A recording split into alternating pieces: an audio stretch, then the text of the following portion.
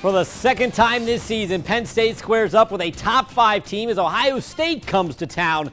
And the Buckeyes bring in one of the most explosive offenses in football, but a strength-on-strength matchup between OSU's receivers and Penn State's corners could be fun to watch. We're going to talk about that coming up. Plus, Ohio State playing in just its second road game this season, and it'll be playing a capacity Beaver Stadium for the first time since 2018. Perhaps a bit of a home field advantage there for the blue and white. And Anderly Penwell profiles a social media influencer using Penn State football to grow her brand. James Franklin has long strived to put Penn State in the same conversation as Ohio State. Are the Lions closing the gap? Well, let's get you set to find out. Let's get you set for kickoff right here on Nittany Nation Game Day.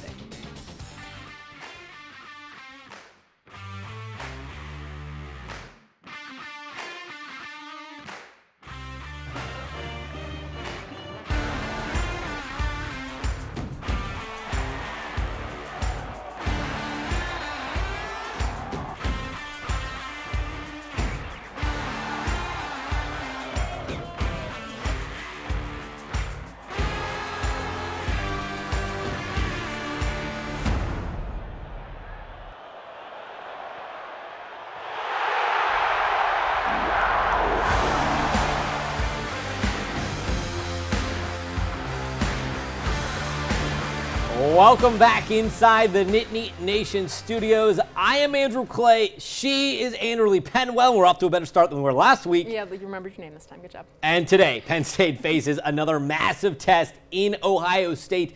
A team, Anderly, I think may not just be the best in the Big Ten, maybe the best in college football. It's certainly one of the best. They average nearly 50 points a game, and of course that all starts with their quarterback, C.J. Stroud.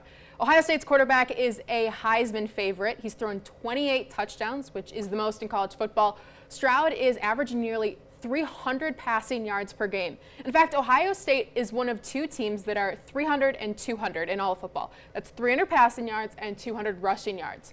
And it's the only team with a perfect red zone score. The Buckeyes scored on 100% of their trips inside the opponent's 20, and 86% of the time, the Buckeyes scored touchdowns. They're a team that's never off schedule. You know, they want to run the ball when they want to run the ball. They want to throw the ball when they want to throw the ball, and they get a good chunk of yards. And at any time, they can have an explosive play. So, you know, they do a phenomenal job of executing what they want to execute each and every down. You talk about red zone offense. When you're able to run or throw the ball, that's valuable down there. You know, being able to run the ball, people are going to play specific red zone coverages, and the quarterback, you know, makes big-time accurate throws. I mean, he makes some throws on whether they're fade balls or seam balls or corners or whatever it may be, that it's a small window that he's able to thread the ball into, not only with arm talent in terms of strength, but also accuracy. The Ohio State offense has more weapons than a Marvel movie. Around C.J. Stroud's an elite group of receivers. Sophomore Emeka Egbuka leads the team with 735 yards, second in the Big Ten. Marvin Harrison Jr.'s 10 touchdowns is second in all of college football. Maybe the best of the group is Jackson Smith-Njigba. He had 1,600 yards a season ago, but he's fought injuries this year. A hamstring injury limited him last week. He'll likely be limited again today. While Ohio State has elite receivers, Penn State has an elite secondary. Penn State calls themselves the no-fly zone. That's what all that wing flapping celebration is all about.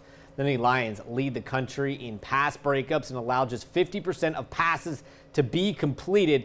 That's second in football. This is pretty much the best on best in the Big Ten. They're good players. We respect them, and we understand what we're going up against, but we're ready for it, and we're confident in what we can do. We know what we can do. They're really long and lanky. They have good length to them when it comes to being press man. We got to do our part on making sure that we just run clean and crisp routes and try to great body language, but I got to be on time with the throws as well because they do take advantage of the quarterback not being on time. Penn State all-time is 13-23 against Ohio State, and they've lost the last 5 straight to the Buckeyes. It's the longest losing streak in the series. And after losing to Michigan in Ann Arbor, the Nittany Lions hope it comes through this time against the top 5 team. Got a lot of young guys on the team, you know, a lot of guys that necessarily are playing a bigger role than they ever played here at Penn State. And I definitely think that was a big challenge for them. That's they got their feet wet. They get the experience. But now I think like coming into this game, they know what to expect now. Like I think they're ready. Checking out our Nittany notes, Penn State hops up to 13th in the AP poll. Jim Harbaugh blames Coach Franklin for the fracas in the tunnel 2 weeks ago. Good word. And the Big Ten dropped its 2023 schedule. We currently have that schedule up on the Nittany Nation app. You can download the app from that QR code right there on your screen. And don't forget, after the game, join me, Neil Riddell, and Mark Brennan as we break down Penn State's game on Nittany Nation Overtime. That's Sundays following the 11 o'clock newscast in Altoona and State College, and we'll drop it in podcast on Monday morning on Apple and Spotify. When we come back, how Penn State hopes to leverage its home field advantage again this Saturday. Plus, I sit down with one of the most recognizable faces on Penn State's sideline, and she most certainly doesn't wear a football uniform. That story ahead when Nittany Nation Game Day returns.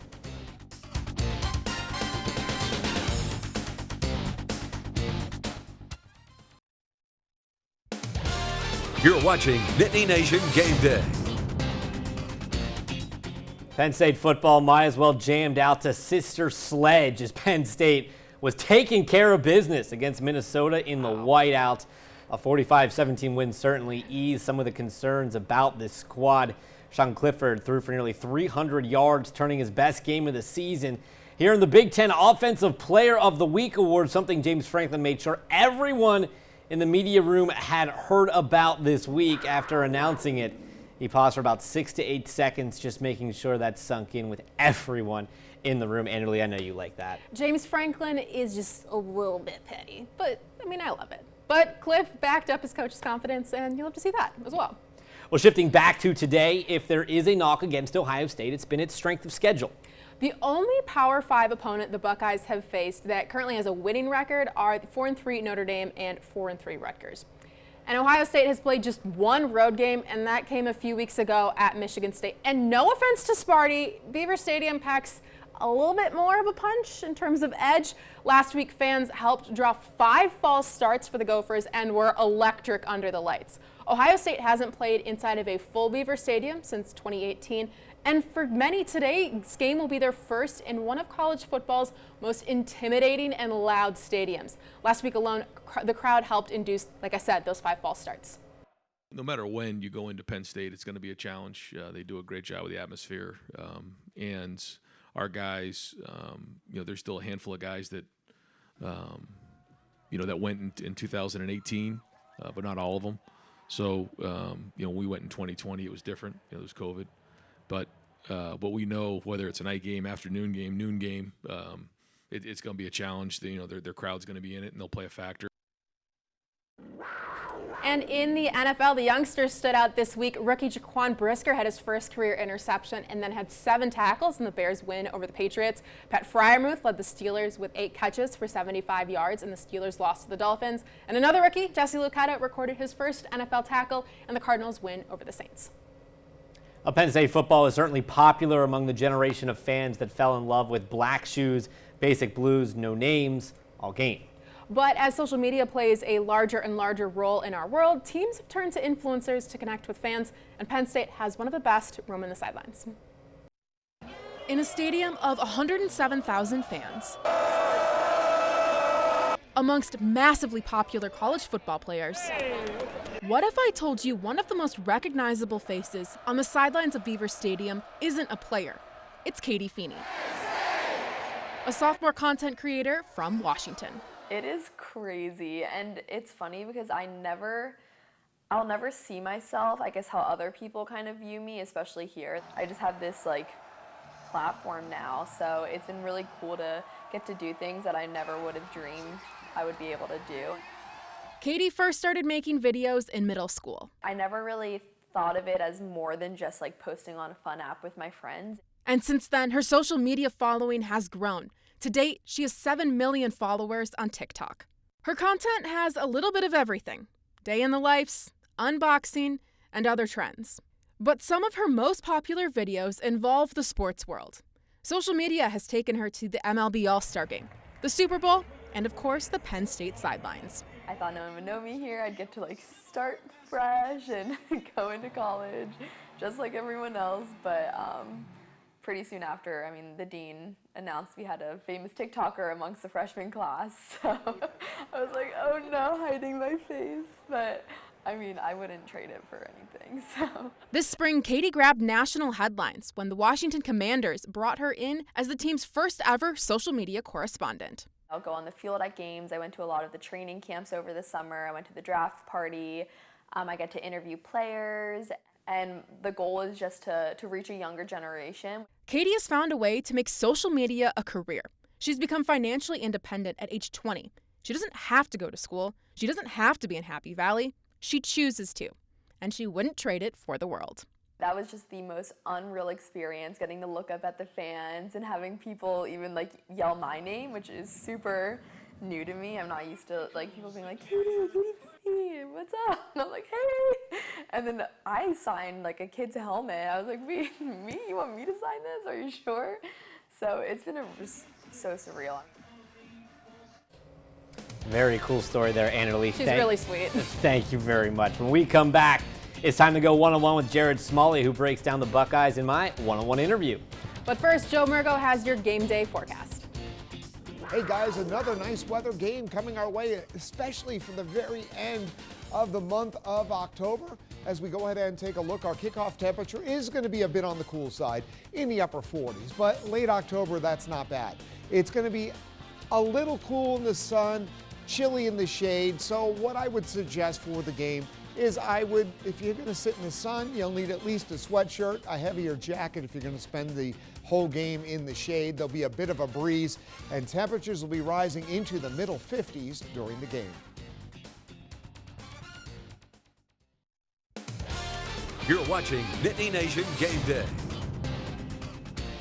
Back here on Nittany Nation Game Day, each week we always bring in a guest to help us preview the day's matchup. And today, Jared Smalley from NBC4 in Columbus stops by to talk about those Buckeyes.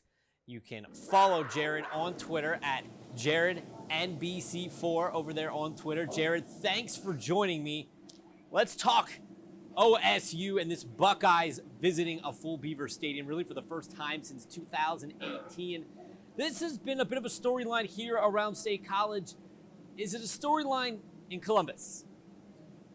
Playing in State College, playing in that atmosphere, it is absolutely a massive storyline. I've had a chance to cover 5 whiteout games myself. I've seen the power of that moment. Obviously, this game is not a whiteout, but you're still looking at a capacity, full-throated crowd at State College. It is one of the great atmospheres in all of American sports.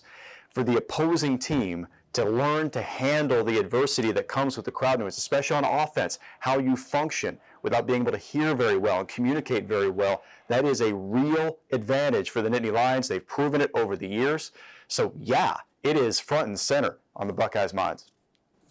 Ohio State has some incredibly talented wide receivers. I know that's nothing new in Columbus, but have you seen a group like this before? Never. And they have had an incredible run here on elite wide receiver talent. Just going back last year, Jackson Smith-Njigba was the 3rd option, and he set a Big Ten record for receptions. It was an extraordinary season, and it did show you the caliber of what the offense can do when it is humming along at full rhythm. You look at this year, and it might be the best it's ever been, and that is taking Jackson Smith-Njigba out of the picture completely from an injury standpoint. Even when he's tried to play this season, it just hasn't looked right. It didn't look right at all against Iowa. I'm highly doubtful he'll even try to play Saturday. But you're looking at 3 future NFL talents in the starting 3, and they've got these different athletic skill sets. Marvin Harrison Jr. is just a different kind of cat. He's got really short legs but a long torso, and it makes him a really difficult matchup because he can make cuts like a small receiver but catches like a big receiver. That is a really difficult matchup. He and Joey Porter Jr., I think, is a spectacular matchup. Yeah, I really look forward to JPJ going up against Marvin Harrison Jr. As you just talked about, this is an interesting matchup with the Penn State secondary. What has Ohio State's receivers said about matching up against one of the better defensive back groups in the country? This is the best group they're going to face. I think they're very confident in that. I actually, give Iowa credit. A week ago, Iowa played them very well in the secondary for the first half. They kind of stuck on guys. They were very physical up front. They jammed off the line of scrimmage, not able to get as much separation as they typically are able to get. I'd imagine that will continue to be an issue this week, considering the athletic capabilities and the potential of the Penn State secondary. It's a bunch of guys who can really jam you at the line. And then obviously, for example, Joey Porter Jr., those long arms that he has, he's just a little bit different of an athlete than you ordinarily see at that position. So it's a unique challenge for sure. And I would imagine it will be difficult for Ohio State's guys to be running wide open as they have a lot of the year. I know a couple years ago, James Franklin put Ohio State up on one big pedestal. And ever since then, this game gets put under a microscope. Does it kind of have that same feel in Ohio State? I know the Buckeyes-Michigan is the real rivalry, but how do Buckeye fans view Penn State and this yearly matchup? Well, all you know is it's going to be a good game. You look back the last 6 games, the average margin of victory has been 6.3 points. Hello. That gets your attention for Ohio State because ordinarily they're accustomed to winning by several touchdowns, if not more. When Penn State and Ohio State get together, it doesn't go like that. Matter of fact, you look back at 17 and 18. Penn State won the game in dramatic fashion in 16, and 17 and 18, Buckeyes have to come from double digits down in the fourth quarter to win those games. That's real. There's highly recruited guys on both sides of the football. There's guys that Penn State wanted that Ohio State got, and guys that Ohio State wanted that Penn State got. When you look at it on Saturday, that's why you get a pretty good matchup, and I think that's going to be the same case. One final question for you. C.J. Stroud continues to be an impressive quarterback, a Heisman frontrunner. How does he compare to some of the other great quarterbacks that have come through this program the last few seasons? Well, he's the most NFL ready. He's the most talented arm they've ever had. And when you think of the recent history there with Justin Fields and Dwayne Haskins threw 50 touchdowns at Ohio State. When Joe Burrow was here, we all knew Joe Burrow was going to be great. It just in that matchup with Haskins, he didn't win that job in camp. But you obviously know what Burrow eventually became. When you look at the history there, this is the guy in CJ who's had the most arm talent, the most savvy in terms of reading defenses, the most NFL-ready player. He is simply phenomenal. He can fit a football at a place where most college quarterbacks, I would argue maybe all but one in the country this year, cannot fit it. He's special. He puts that ball in the bread basket. He's Jared Smalley of NBC4 in Columbus. Jared, thanks for stopping by. Thank you. When we come back, our players to watch, why I put a coach on the radar. That's, of course, when Nittany Nation Game Day returns. Watch Nittany Nation Game Day on these great stations every week. WFXP in Erie, WHTM in Harrisburg, WPHL in Philadelphia, WYOU in Wilkes-Barre, DC News Now in Washington, and WTAJ in Altoona.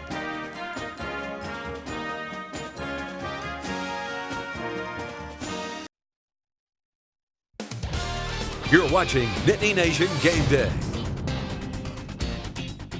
November 4th, 2017, Trace McSorley sorely hit Saeed Blacknell for 27 yards, a score that made him Penn State's all-time passing touchdowns leader, surpassing Christian Hackenberg. McSorley threw 3 scores on that day, but also 3 picks in a frustrating loss in East Lansing. McSorley finished with 77 career passing touchdowns.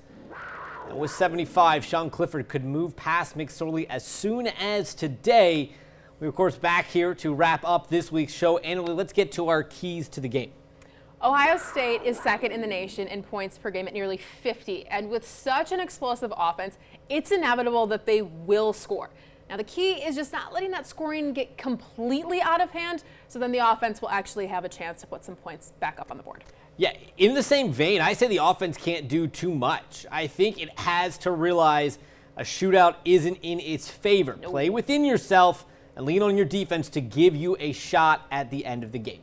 And for our players to watch, mine is Joey Porter Jr. The matchup between him and the elite Ohio State receivers will be spectacular. The redshirt junior will have to be at his best if the Nittany Lions want to manage to pull off that upset. I think he's going to be busier, too, than he has been in recent weeks. Teams don't like to throw his way. Now, Anderle, the guy I think needs to be at his best, Manny Diaz. When you're considered an elite defensive coordinator, you need to come through in these moments. I look forward to seeing what he has cooked up. Fun stat, Penn State has only held Ohio State to fewer than 4 touchdowns twice since 2009. Penn State won both those games. I think this game is all about the defense and all about what we said in those keys of the game, making sure the Nittany Lions have a chance in the end. And quickly around the Big Ten, Rutgers is headed to Purdue. 17th ranked Illinois is on the road at Nebraska. And Michigan State plays Michigan at the Big House. It's another full and beautiful week of college football. Really, no matter how you slice it. We are, Anderly. Most certainly. But no. No, we're out of time. We're out of time. I mean, it's in the prompter. I can't read. We've Penn established State that. and Ohio State kick off at noon over on Fox. For Anderly Penwell, I'm Andrew Clay. Thanks for watching.